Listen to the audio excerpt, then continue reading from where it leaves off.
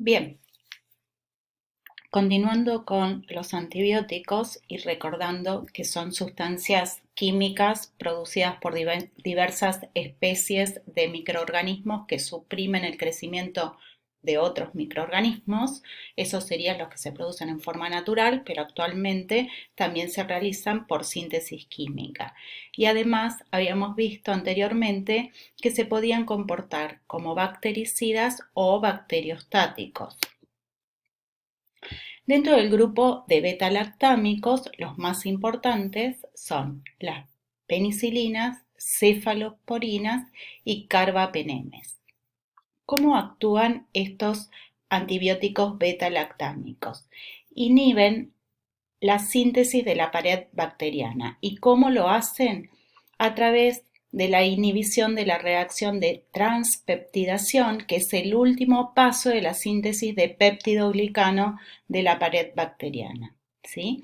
Entonces, para destacar como mecanismo de acciones que producen la inhibición de la síntesis de la pared bacteriana. Habíamos visto también la clasificación de las penicilinas, ¿sí? Está la penicilina G o benzilpenicilina, la meticilina o las isoxazolilpenicilinas, las aminopenicilinas, y estas son importantes porque son las de amplio espectro, como la amoxicilina y la ampicilina. Luego tenemos las carboxipenicilinas y las ureidopenicilinas. Dentro de los efectos adversos que producen este grupo de antibióticos beta-lactámicos, podemos destacar a nivel del tracto gastrointestinal, ¿sí? Como náuseas, diarreas, vómitos, y también se producen unas diarreas muy importantes porque hay una sobreinfección por un microorganismo que es el Clostridium difficile. También van a producir reacciones hematológicas donde se destaca la agranulocitosis, ¿sí? Puede haber reacciones locales de irritación cuando se administran por vía parenteral. También hay efectos a nivel de piel y mucosas como rash. También pueden producir a nivel del sistema nervioso central una encefalopatía que se caracteriza por la manifestación de convulsiones y reacciones de hipersensibilidad que las vamos a ver más adelante. El segundo tipo de antibióticos beta-lactámicos son las cefalosporinas, y dentro de las cefalosporinas de primera generación tenemos la cefalexina, la cefalotina, que son las más conocidas, y fíjense que tienen un espectro bastante amplio, tanto sobre gram positivos como gram negativos. De segunda generación tenemos la cefuroxima, cefoxitina, cefuroxima derivado, el cefaclor. Y acá les muestra el espectro. Cefalosporinas de tercera generación, la ceftazidima, la cefoperazona, la ceftriaxona, ceftriaxona, ¿sí? Son todos ejemplos de cefalosporinas de tercera generación, y un aspecto importante es que amplían el espectro hacia pseudomonas, es decir, inhiben el crecimiento de pseudomonas, que es importante. Y los de cuarta generación, la cefepima, por ejemplo, son más activas o tienen una mejor actividad frente al Staphylococcus aureus, sensibles a meticilina y enterobacterias. Dentro de los efectos adversos más destacados de las cefalosporinas, tenemos las de primera generación, y sobre todo cuando se administran en forma parenteral, se produce una insuficiencia renal caracterizada por una necrosis tubular que es reversible y que se va a caracterizar por una disminución del gasto urinario, o bien hay una anuria, hay un edema generalizado con retención de líquidos, náuseas, vómitos y bueno, puede haber un deterioro del estado de conciencia. Y esto, obviamente, este efecto de la cefalosporina se potencia cuando se asocia con un aminoglucósido, como se sabe, los aminoglucósidos, una de las características que tienen es que son nefrotóxicos y ototóxicos. ¿Sí? Entonces, ojo cuando se administran junto con cefalosporinas porque van a agravar este efecto que aparece con las cefalosporinas y sobre todo de primera generación. Además, van a producir reacciones locales como las que vimos con penicilinas, también manifestaciones a nivel del tracto gastrointestinal como diarreas, náuseas, vómitos, etcétera, y reacciones de hipersensibilidad que las vamos a ver más adelante. Bien, ¿por qué se producen esas reacciones de hipersensibilidad que las podemos denominar como reacciones alérgicas? Recuerden que son reacciones de tipo B, si recordamos la primera clase de farmacología, ¿sí? Son reacciones totalmente impredecibles, son independientes de la dosis y de la vía de administración y pueden ocurrir con la primera o segunda exposición al fármaco. Y obviamente si aparece una reacción de hipersensibilidad con algún antibiótico beta-lactámico, es probable que se extienda a todo el resto del grupo de beta-lactámicos. ¿Y por qué ocurren estas reacciones de hipersensibilidad o alérgicas? Porque los antibióticos beta-lactámicos se comportan como aptenos, que van a reaccionar con proteínas corporales generando peniciloil, proteínas muy antigénicas, es decir, que en definitiva actúan como antígenos y por eso el anticuerpo reacciona ante esa sustancia extraña.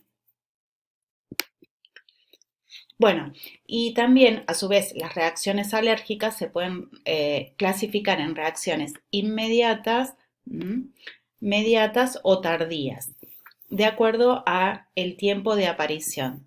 ¿Sí? Las reacciones inmediatas, que son aquellas que aparecen entre los 2 a 30 minutos después de la administración, son eritema, urticaria, estornudos, rinitis, angioedema, puede haber anafilaxia con broncoespasmo, bueno, ahí las tienen descriptas. Reacciones alérgicas aceleradas que ya aparecen después de la hora o hasta las 72 horas y pueden aparecer eritema, urticaria, estornudos, angioedema o edema de glotis. Y finalmente tenemos las reacciones tardías, es decir, aquellas que aparecen después de los 3 días de administrar el fármaco. Y son erupciones cutáneas de cualquier tipo, urticaria, angioedema, artralgias, la enfermedad del suero. Y acá, fíjense, son distintos ejemplos de estas reacciones de hipersensibilidad a antibióticos beta-lactámicos. Bien, dentro del grupo de los macrólidos, ¿sí? Que como mecanismo de acción habíamos visto que inhiben la síntesis de proteínas bacterianas, tenemos la eritromicina, la claritromicina, la acitromicina, que es el Cronopen, que se usa muchísimo en el caso de infecciones respiratorias y cuando un paciente es alérgico a, por ejemplo, un antibiótico beta-lactámico, como puede ser, por ejemplo, una ampicilina, una amoxicilina para un cuadro respiratorio alto, la alternativa es la acitromicina. Bueno, esto lo vamos a pasar. ¿Cuál es la farmacocinética? Y dentro de los efectos adversos, por ejemplo, de la eritromicina, tenemos dolor epigástrico, hepatitis colestásica con todas sus manifestaciones. Obviamente, si hay una hepatitis colestásica, va a haber una elevación de las transaminasas hepáticas, puede haber reacciones de hipersensibilidad, puede haber una cierta ototoxicidad transitoria, puede haber mareos, cefaleas. Para el caso de la acitromicina, que es el que les dije que es la alternativa al beta, a las penicilinas, serían alteraciones del tracto gastrointestinal, cefaleas, vértigo y aumento transitorio de las transaminasas. ¿Sí? La TGO y la TGP son transaminasas hepáticas, que es una medida del buen funcionamiento hepático. Cuando hay un aumento de las transaminasas, hay un reflejo de una afectación a nivel hepático. La claritromicina produce un aumento del tiempo de protrombina, produce hepatomegalia y aumento de las enzimas hepáticas también. Y hay un aumento de la bilirrubina en sangre. Las quinolonas es otro grupo de antibióticos que habíamos visto que inhiben la síntesis de ADN al formar un complejo con la enzima ADN girasa y con la topoisomerasa 4, y eso va a llevar a la muerte celular.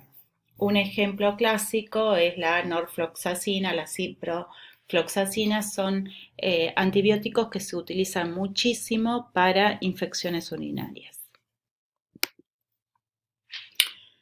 La característica de las quinolonas es que tienen una buena biodisponibilidad por vía oral. La vida media obviamente es variable porque hay un grupo muy amplio. La eliminación es principalmente renal.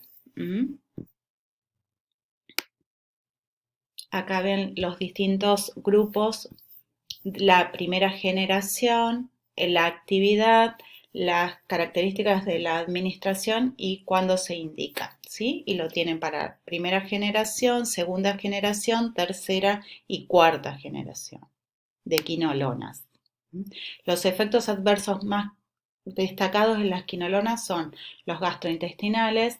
En sistema nervioso central pueden producir cefaleas, mareos, somnolencia, dermatológicas, reacciones de fotosensibilidad, rash y prurito, y pueden producir una prolongación del intervalo QT, eso quiere decir que son cardiotóxicas, es decir, que pueden producir arritmias letales, hepatotoxicidad, y pueden producir, esto es una característica de este grupo, ruptura del tendón.